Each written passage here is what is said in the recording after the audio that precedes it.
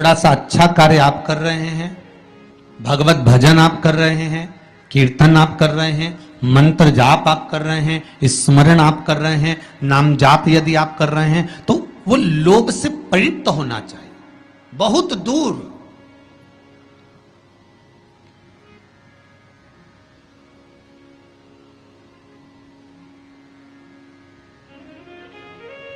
आपके भीतर वो उपजे ना।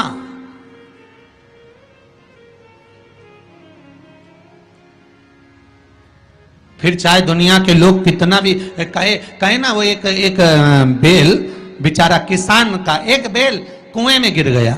अब कुएं में गिर गया तो किसान का बेल जब कुएं में गिरा तो ये देखा कि कुएं में से बेल को निकालना है। खूब मेहनत करी किसान ने बेल को निकालने की, पर वो बेल निकल नहीं रहा था। बहुत बहुत बहुत बहुत मेहनत करने के बाद भी वो बेल नहीं निकला। बहुत अथक प्रयास करा गया पर बेल नहीं निकला। तब किसान ने फिर कहीं मशीन वाले से कहा होगा कि इस बेल को निकालना है। मशीन वाले ने कहा 25,000 रुपये लग जाएंगे, 20,000 रुपये लग जाएंगे। तो उसने सोचा 20,000 25,000 लग जाएगा तो इससे अच्छा है कि इसको पड़े ही रहने दो। बेल किसी काम का तो था नहीं, बूढ़ा हो गया था। अगर बेल बूढ़ा हो गया है तो इसी कुएं में पड़े रहने दो, मर जाएगा। इसी कुआं भी सूख गया है, इसमें कोई दिक्कत वाली बात नहीं, अपन कचरा पटकते जाएंगे, बेल को वहीं के वहीं दबा देंगे। गांव के लोगों से कह दिया मेरा बेल कुएं में गिर गया है और ये बूढ़ा हो गया था। एक काम करो, तुम्हारे गांव का जितना भी कचरा है ना, घर वाले वो सब लाकर इसमें डालते जाना। बेल मर जाएगा, धीरे धीरे उस पे मिट्टी डल जाएगी। गांव के लोगों ने कचरा लाकर डालना चालू करा। जैसे जैसे बेल के पास में कचरा पटकना प्रारंभ करा, बेल भी समझदार था। इधर कचरा पटकते तो इधर पांव रखकर खड़ा हो जाता, इधर पटकते तो इधर पांव रखकर खड़ा हो जाता। धीरे धीरे पूरा कुआं भराते चले गया और बेर कचरे पर पांव रखते रखते रखते रखते रखते रखते बाहर आ गया।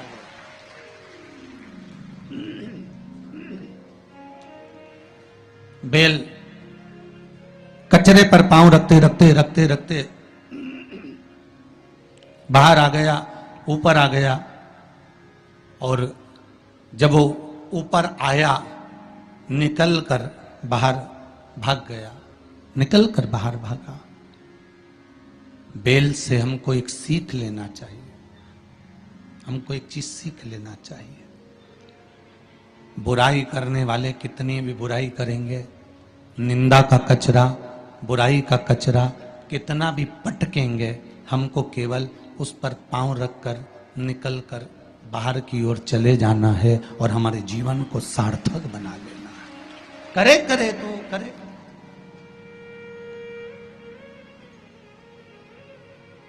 अब शब्द कहने वाला कहता रहे, ताने देने वाला देता रहे, गाली देने वाला देता रहे।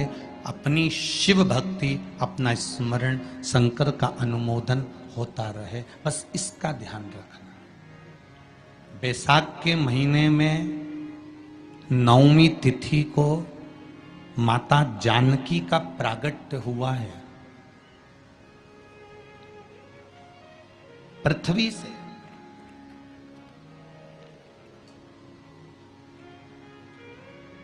कभी एक विचार करिएगा कि नरसिंह अवतार बैसाख के महीने में हुआ, कुर्मा अवतार बैसाख के महीने में हुआ, हयग्रीव अवतार बैसाख के महीने में हुआ, परशुराम अवतार बैसाख के महीने में हुआ, माता जानकी का अवतार बैसाख के महीने में हुआ। आखिर बैसाख के महीने में, माधव महीने में इतनी महत्वता क्यों?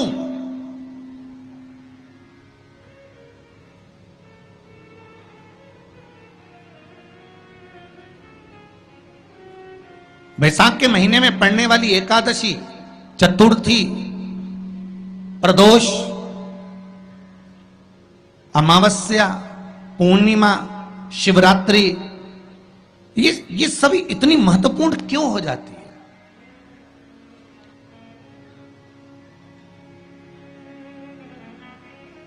इसकी महत्वता इतनी प्रबल क्यों हो जाती है?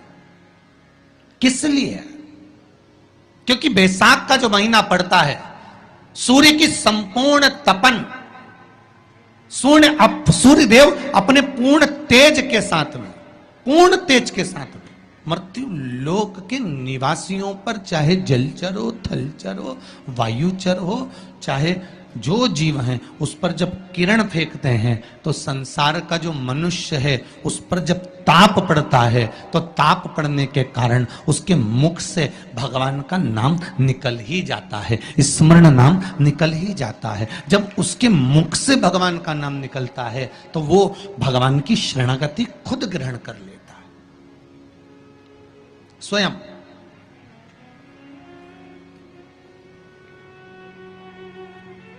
शरणागति ग्रहण कर लेना। बैसाख की पोथी पढ़ते हो आप लोग? आप में से अगर कोई पढ़ता हो बैसाख महीने की पोथी तो उसमें एक वर्णन आता है,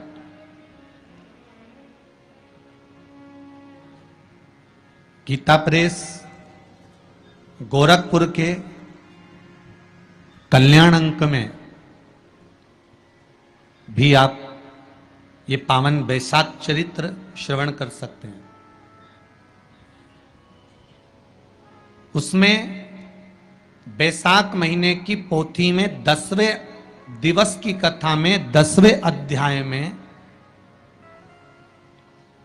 एक व्याध और शंख मुनि का चरित्र आता है।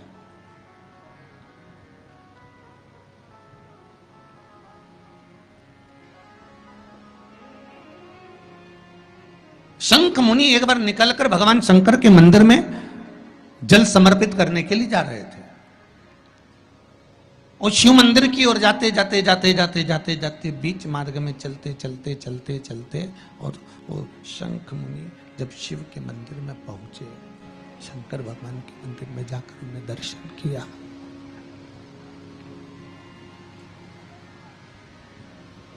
जल का पात्र उठाया और वो जल का पात्र उठाकर जब भगवान शिव को समर्पित कर रहे थे तो उसी समय जल का पात्र उठाकर जब शंकर भगवान को समर्पित करा गया और शंख मुनि निकलकर जब बाहर आ रहे थे, आते आते शंख मुनि के मन में एक भाव उत्पन्न हो गया कि जब हम भगवान शिव को कुछ वस्तु समर्पित करते हैं तो उसका फल, उसका पुण्य फल हमें कितने समय में प्राप्त होता है। ये शंख मुनि के मन में एक विचार जागृत हो गया, शंख मुनि के मन में एक भाव जागृत हो गया।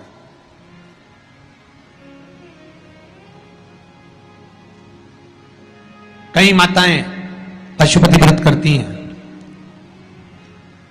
कई ऐसी भी माताएं हैं जिन्होंने 2-3 बार पशुपति व्रत कर लिए होंगे, दूसरे को बताया, उसने व्रत करा, उसका हो गया, उसको फायदा भी मिल गया, और ये 3 कर ली, उसके बाद भी कुछ ना कुछ रह गया। तो इसके मन में आया कि बताओ, मैं भी व्रत कर रही हूं, ये भी व्रत कर रहे हैं, ये भी व्रत को सुन कर रहा है, मैं भी व्रत कर रही हूं, आखिर बात समझ में नहीं आती। उसको लाभ मिल गया, मुझे लाभ नहीं मिला। उसको लाभ की अनुभूति हो गई, मुझे लाभ की अनुभूति नहीं हुई। तो कभी विचार करना कि तुमने उसको पशुपति व्रत बताया, उसने व्रत किया और बड़े दिल से करा, बड़े बड़े दिल से करा, तुम्हारे बताए अनुसार करा। मतलब तुम्हारी बात पर कितना विश्वास होगा उसको, तुम्हारी बात पर कितना भरोसा होगा उसको। और तुम्हारे बताए अनुसार उसने पशुपति व्रत कर लिया और उसका काम हो गया, और तुम 2 बार 3 बार 4 बार 5 बार कर चुकी तो भी नहीं हुआ। उसका कारण क्या हो सकता?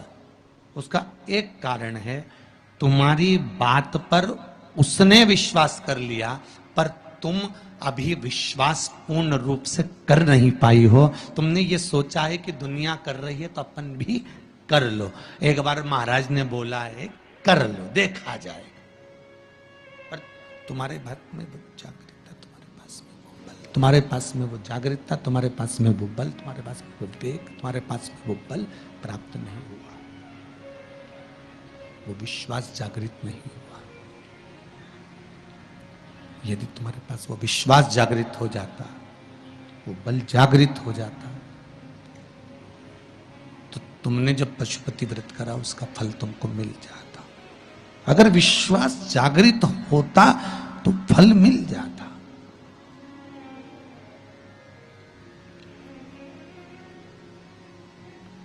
विश्वास जागृत होने पर फल की अनुभूति है।